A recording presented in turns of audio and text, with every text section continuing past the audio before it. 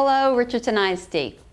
So I'll talk in just a minute about this past week, but I need to start this video asking for help from our parents.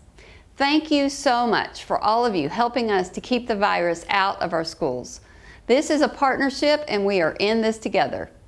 I was with a group of high school students at lunch just today who asked me what we could do, what could be done about the number of parties and get-togethers where social distancing and masks are not happening.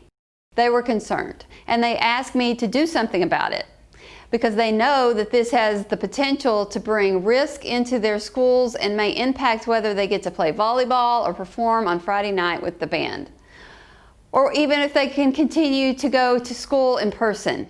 I told them that I would include this in my video. So while I know that there are parents in our community who may think that we are overreacting or may disagree with our vigilant use of safety measures, I get it.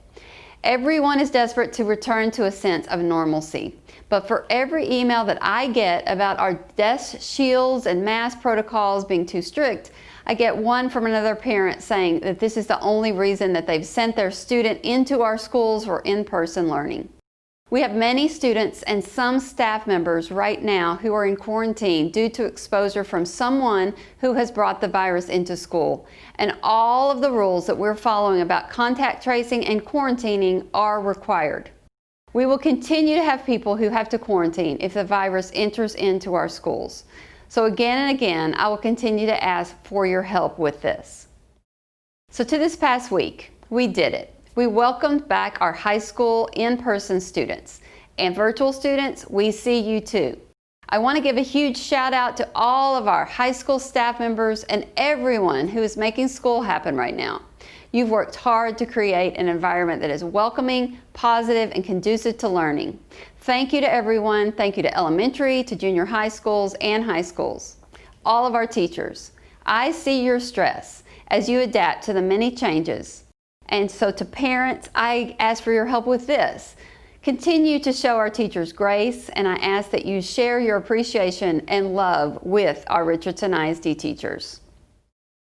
Next, remember that RSD parents have the opportunity in advance of each quarterly grading period to change the instructional choice for students.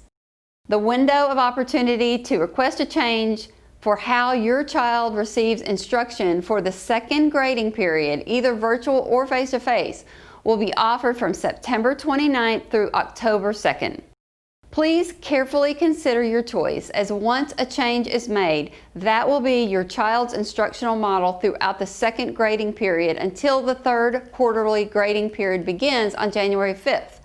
The process is easy. Just contact your student's school, and this change process is only for families who wish to change their choice. If you don't want to change, you don't need to do a thing. To support our Blueprint focus area of communication, we are reporting COVID-19 cases via Blackboard to school communities 2 days a week for any new positive cases as reported on the portal. We send out a Tuesday morning notification, but just to affected campuses, that includes new cases entered between Friday morning and Monday evening. And then a Friday morning notification that captures new cases entered between Tuesday morning and Thursday evening. We feel this twice a week communication will help us avoid any possible inconsistencies and time lag associated with the contact tracing. This is the last week for the 2020 census, y'all. It's important to complete since it impacts valuable funding for our state, including our schools. Accurate census data enable schools to receive the funding they need to serve their students. Census data determine the distribution of funds to special education grants, Title I grants, the National School Lunch Program, and the Head Start preschool program. These are all important programs that benefit Richardson ISD students too. If you haven't already, please fill out your census. Visit 2020census.gov to be sure you and your students are counted. I've said it many times, our goal is to communicate often and be transparent about what the district is doing. In an effort to maintain this commitment, we've been doing weekly video updates for about 7 months.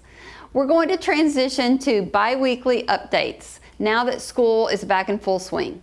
However, we will continue to bring you updates on any and all situations as necessary. Thank you for your commitment to our schools and your partnership. Let's all stay safe and be well.